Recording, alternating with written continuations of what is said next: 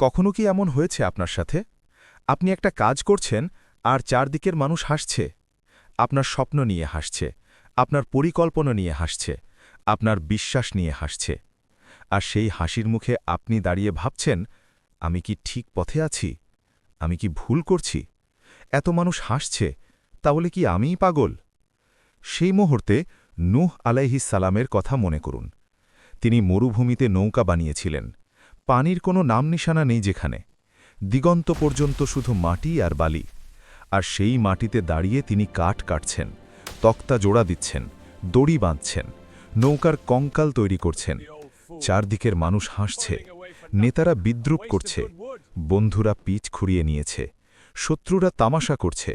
কিন্তু নূহ থামেননি, কারণ আল্লাহ দেখছেন। এই পর্বে আমরা জানব সেই অবিশ্বাস্য নৌকা কিভাবে তৈরি হয়েছিল, সেই হাসির মুখে নূহ কিভাবে দাঁড়িয়েছিলেন, আর সেই নৌকার গল্পে আমাদের জীবনের জন্য কি শিক্ষা লুকিয়ে আছে। ৯৫০ বছর ৯৫০ বছর ধরে নূহ মানুষকে ডেকেছেন। রাতে ডেকেছেন, দিনে ডেকেছেন, প্রকাশ্যে ডেকেছেন, গোপনে ডেকেছেন, ভালোবাসা দিয়ে ডেকেছেন, সতর্কতা দিয়ে ডেকেছেন। কিন্তু মেনেছে মাত্র মুষ্টিমেয় কিছু মানুষ।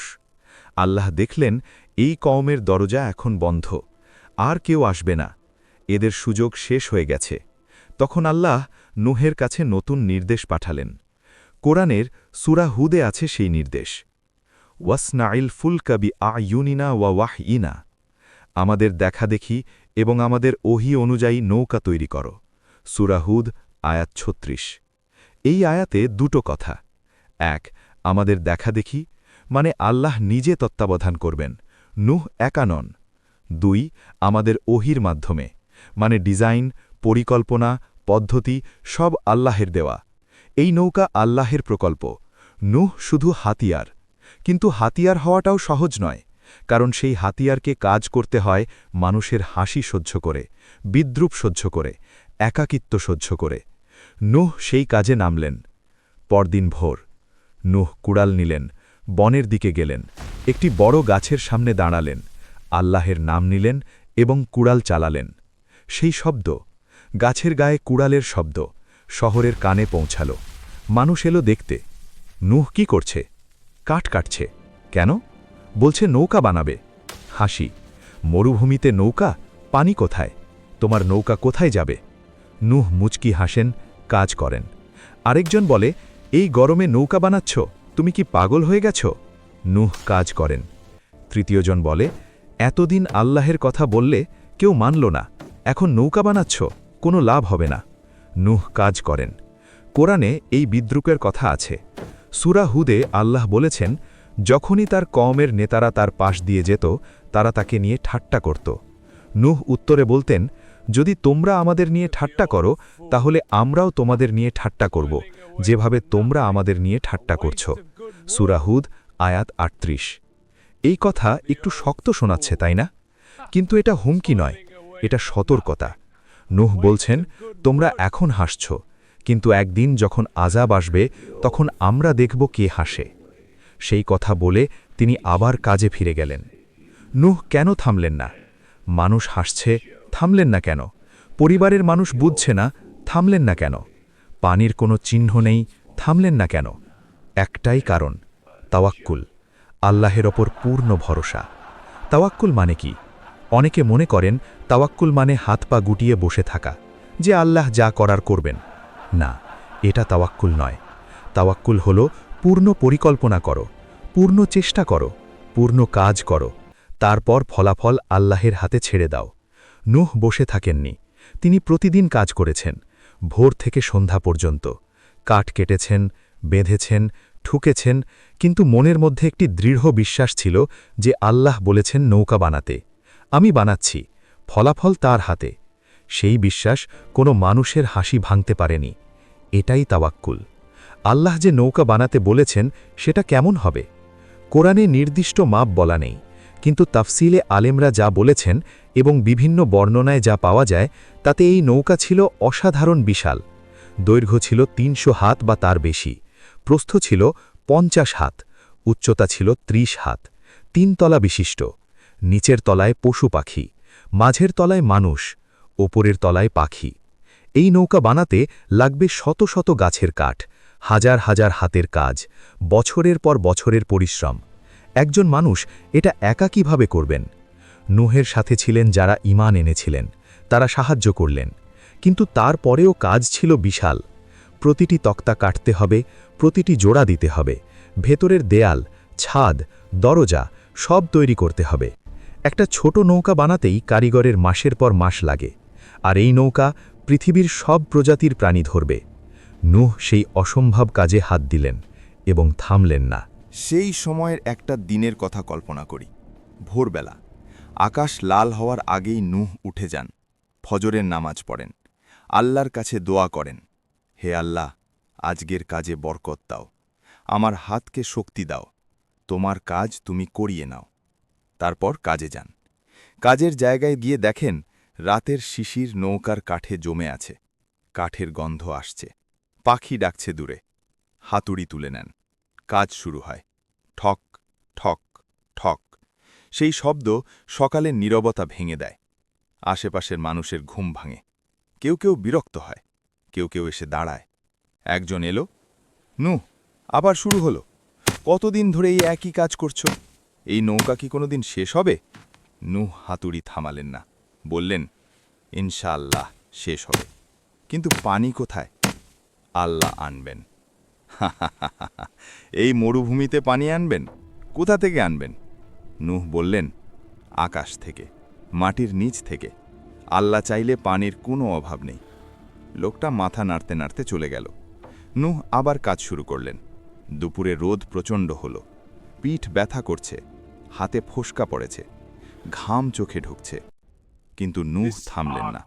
একটু পানি খেলেন, একটু বিশ্রাম নিলেন, তারপর আবার কাজ। বিকেলে ছায়া দীর্ঘ হল, সন্ধ্যায় কাজ শেষ করলেন, ঘরে ফিরলেন। শরীর ক্লান্ত, কিন্তু মনে শান্তি। আরেকটি দিন কাজ হয়েছে, আরেকটু এগিয়ে গেছে নৌকা। আল্লাহর কাজ এগোচ্ছে। পরদিন আবার উঠবেন, আবার কাজ করবেন। মানুষ কেন হেসেছিল? এই প্রশ্নটা গুরুত্বপূর্ণ, কারণ সেই হাসির পেছনে কয়েকটা কারণ ছিল, আর সেই কারণগুলো আজও আছে, ভিন্ন রূপে। প্রথম কারণ, যুক্তি ছিল না। মরুভূমিতে নৌকা বানানো, এটা যুক্তির বিরুদ্ধে। পানি নেই, বন্যার কোনো লক্ষণ নেই, আর এই বৃদ্ধ মানুষ নৌকা বানাচ্ছেন। সাধারণ বুদ্ধিতে এটা পাগলামি। তারা ভুলে গিয়েছিল আল্লাহর কাজ সবসময় মানুষের যুক্তি মানে না। দ্বিতীয় কারণ, নজির ছিল না। কেউ কখনো এমন বন্যা দেখেনি, কেউ কখনো শোনেনি, পূর্বপুরুষরাও দেখেননি। তাহলে এখন কেন হবে? তারা ভুলে গিয়েছিল আল্লাহ নতুন কাজও করতে পারেন। ইতিহাসে যা হয়নি সেটাও হতে পারে। তৃতীয় কারণ, স্বার্থ ছিল। নূহ যদি ঠিক হন তাহলে তারা ভুল। তারা ভুল মানে তাদের পুরো জীবন ভুল ছিল, তাদের মূর্তি পূজা ভুল ছিল, তাদের নেতারা ভুল ছিল। এটা মানতে অহংকার বাধা দিচ্ছিল, তাই তারা হেসেছিল। হাসলে মনে হয় ও পাগল, আমরা ঠিক। চতুর্থ কারণ, ভয় ছিল। গভীরে হয়তো একটু সন্দেহ ছিল, নূহ কি সত্যিই ঠিক বলছেন? সেই সন্দেহকে চাপা দিতে হাসি ব্যবহার করেছিল। হাসলে সন্দেহ চাপা পড়ে যায়, হাসলে নিজেকে মনে হয় আমি কনফিডেন্ট। কিন্তু সেই হাসির নিচে ভয় লুকিয়েছিল। নূহ এই হাসির জবাব কিভাবে দিলেন? কথা দিয়ে নয়, তর্ক দিয়ে নয়, রাগ দিয়ে নয়, কাজ দিয়ে। প্রতিটি হাতুড়ির আঘাত ছিল একটি জবাব, প্রতিটি তক্তা জোড়া লাগানো ছিল একটি জবাব, প্রতিটি দিনের কাজ শেষ করা ছিল একটি জবাব। এটা একটা বড় শিক্ষা। যখন মানুষ তোমাকে নিয়ে হাসে, তখন তর্ক করতে যাওয়ার সময় নষ্ট, তখন রাগ করার শক্তি নষ্ট। তখন সবচেয়ে ভালো জবাব হলো, চুপ করো, কাজ করো, এগিয়ে যাও। সময়ই জবাব দেবে। নূহ সেটাই করেছিলেন। তিনি বলেছিলেন, তোমরা হাসছ, ভালো, হাসো, কিন্তু যখন আযাব আসবে তখন দেখবে কার হাসি ঠিক ছিল। তারপর কাজে ফিরে গেছেন। রাত হলে মানুষ চলে যায়, বিদ্রুপকারীরা যায়, দর্শকরা যায়, সাহায্যকারীরাও যায়। নূহ থাকেন। কখনো কখনো রাতেও কাজ করতেন, মশালের আলোতে, তারার আলোতে। নৌকার বিশাল কঙ্কালটা রাতের অন্ধকারে অন্যরকম লাগে। দিনে মানুষ হাসে, এটা একটা পাগলের প্রকল্প। রাতে শুধু নূহ আর সেই কাঠামো, এটা অন্যরকম, এটা আল্লাহর প্রকল্প। রাতে নূহ থামেন, নৌকার কাঠামোর পাশে বসেন, আকাশের দিকে তাকান, তারাগুলো দেখেন, আর মনে মনে বলেন, আল্লাহ, তুমি দেখছ, এই কাঠামো তোমার আদেশে, আমি শুধু তোমার হুকুম পালন করছি। মানুষ হাসুক, তোমার সন্তুষ্টিই আমার লক্ষ্য।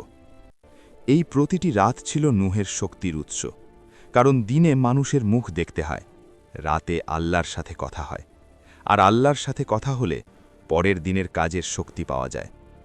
নূহ একা নয়, যারা ঈমান এনেছিলেন তারা সাহায্য করতেন। তারা কারা ছিলেন? আলেমরা বলেন তাদের সংখ্যা ছিল কম, ৮০ জনের মতো, কেউ বলেন আরও কম। এই মুষ্টিমেয় মানুষ কাঠ বহন করতেন, তক্তা কাটতে সাহায্য করতেন, দাড়ি বাঁধতেন, খাবার এনে দিতেন। তাদের মধ্যে হয়তো ছিলেন একজন বৃদ্ধা নারী যিনি প্রতিদিন পানি এনে দিতেন কাজের মাঝে। হয়তো ছিলেন একজন তরুণ যে সবচেয়ে ভারী কাঠটা বহন করতেন। হয়তো ছিলেন একজন ছোট শিশু যে কাঠের ফাঁকে ফাঁকে খেলা করত, আর মাঝে মাঝে নূহের হাত ধরত। এই ছোট্ট দলটা বিশাল একটা কাজ করেছিল, কারণ তারা শুধু হাতে কাজ করেনি, তারা মনে বিশ্বাস রেখেছিল, আর সেই বিশ্বাস ছিল তাদের সবচেয়ে বড় অবদান। এই নৌকার নাম হয়েছে সাফিনাতুন নূহ। সাফিনা মানে জাহাজ বা নৌকা, কিন্তু এই নামটা শুধু একটা জাহাজের নাম নয়, এই নামটা হয়ে গেছে বিশ্বাসের প্রতীক, তাওয়াক্কুলের প্রতীক, আল্লাহর পর নির্ভরতার প্রতীক। যখনই কেউ বলে সাফিনাতুন নূহ, মনে পড়ে সেই মরুভূমির ছবি, সেই বিশাল কাঠের কঙ্কাল, সেই হাসির মুখে কাজ করা বৃদ্ধ মানুষ, সেই নীরব বিশ্বাস। কুরআনে আল্লাহ বলেছেন, ওয়ালাকাত তারাক নাহা আয়াতা ফাহাল মেম্মুদ্দাকের, আমি এটাকে নিদর্শন হিসেবে রেখে দিয়েছি, তাহলে কি কেউ শিক্ষা নেবে? সূরা কামার আয়াত ১৫। আল্লাহ বলছেন এই নৌকা শিক্ষার জন্য, শুধু ইতিহাসের একটা ঘটনা নয়, এটা প্রতিটি মানুষের জন্য একটা বার্তা। নৌকা তৈরি হতে হতে একদিন শেষ হলো। সেই দিন নূহ নৌকার ভেতরে গেলেন, চারদিক দেখলেন, ৩ তলা, শক্ত কাঠ, আল্লাহর নির্দেশ মতো তৈরি। তিনি নৌকার মাথায় দাঁড়ালেন, বললেন, বিসমিল্লাহি মজরেহা ওয়া মুরসাহা, ইন্না রব্বি লাগাফুরুর রাহিম। আল্লাহর নামে এর চলা এবং থামা, নিশ্চয়ই আমার রব ক্ষমাশীল, পরম দয়ালু। সূরা হুদ আয়াত ৪১। এই কথাগুলো কুরআনে সংরক্ষিত। ১০০০ বছর পরেও মানুষ এই কথা পড়ে। জাহাজে ওঠার সময় এই দোয়া পড়ে, যানবাহনে ওঠার সময় পড়ে, কারণ এই কথার অর্থ, আমি নিজের ওপর ভরসা করছি না, আমি আমার শক্তির ওপর ভরসা করছি না, আমি শুধু আল্লাহর ওপর ভরসা করছি। নৌকা তৈরি হয়েছে, এখন অপেক্ষা। কতদিনের অপেক্ষা? আল্লাহ একটি নিদর্শন দিয়েছিলেন নৌকে, যখন তন্নুর উৎপাবে, মানে যখন চুলার মুখ থেকে পানি উঠতে শুরু করবে, তখন বুঝবে এসেছে। সেই দিনের জন্য নৌ অপেক্ষা করলেন। একদিন সেটা হলো। কেউ একজন দৌড়ে এলো, নূহ, নূহ, চুলা থেকে পানি উঠছে। নূহ উঠে দাঁড়ালেন, চোখে জল। এসেছে, আল্লাহর কথা সত্য হচ্ছে। তিনি তখনই নির্দেশ দিলেন, সবাই নৌকায় ওঠো, প্রতিটি প্রজাতি থেকে ২টো করে, ঈমানদার সবাই ওঠো। নৌকায় ওঠার সময় যারা হেসেছিল তারা কোথায়? এখন তারা ছুটছে, পানি আসছে, মাটির নিচ থেকে উঠছে, আকাশ থেকে নামছে। যারা বলেছিল মরুভূমিতে নৌকা, তারা এখন পাহাড়ের দিকে দৌড়াচ্ছে। যারা বলেছিল পাগল, তারা এখন সত্যিকারের ভয়ে কাঁপছে। যারা বলেছিল কোনো লাভ নেই, তারা এখন বুঝছে লাভ ছিল, বিশাল লাভ। নূহের নৌকা এখন পানিতে ভাসছে, আর যারা হেসেছিল তারা ডুবছে। কুরআনে আল্লাহ বলছেন, ওয়াকানাফি মা আজিলিন, তারা তাদের থেকে দূরে ছিল। যে আলাদা হয়ে গেছে সে ডুবছে, যে নৌকায় উঠেছে সে বাঁচছে। পানি কোনো পক্ষপাত করে না, ধনী হলেও ডোবে, নেটা হলেও ডোবে, শক্তিশালী হলেও ডোবে। একমাত্র পার্থক্য ছিল কে নূহের কথা মেনেছে আর কে মানেনি। এই গল্পের সাথে আমাদের জীবনের মিল খুঁজুন। আমাদের জীবনেও এমন মুহূর্ত আসে যখন আল্লাহ আমাদের একটা নৌকা বানাতে বলেন। সেই নৌকা কি হতে পারে? হয়তো দিনের পথে ফিরে আসা, হয়তো হারাম ছেড়ে দেওয়া, হয়তো সৎ ব্যবসা করা যখন অসৎ সবাই করছে, হয়তো হিজাব পড়া যখন চারদিকে মানুষ বাধা দিচ্ছে, হয়তো নামাজ পড়া যখন বন্ধুরা বলছে পুরনো হয়ে যাচ্ছ, হয়তো সত্য কথা বলা যখন মিথ্যাই সাফল্যের পথ মনে হচ্ছে। এই প্রতিটি ক্ষেত্রে আপনাকে মরুভূমিতে নৌকা বানাতে হতে পারে। চারদিকের মানুষ হাসবে, পাগল, পুরনো, বোকা। সেই সময় নূহের কথা মনে করুন। নূহ মরুভূমিতে নৌকা বানিয়েছিলেন। মানুষ হেসেছিল, কিন্তু আল্লাহ দেখছিলেন। আল্লাহ দেখলেন এবং সময় মতো পানি পাঠালেন। সেই পানিতে নৌকা ভাসল আর হাসিওয়ালারা ডুবল। এই পর্বের সবচেয়ে বড় শিক্ষা, নূহ নৌকা বানিয়েছিলেন যখন পানির কোনো চিহ্ন ছিল না। তিনি অপেক্ষা করেননি যে আগে পানি আসুক তারপর নৌকা বানাবো। তিনি আল্লাহ কথার উপর বিশ্বাস রেখে পানি আসার আগেই নৌকা তৈরি করে রেখেছিলেন। এটাই ঈমানের পরিচয়।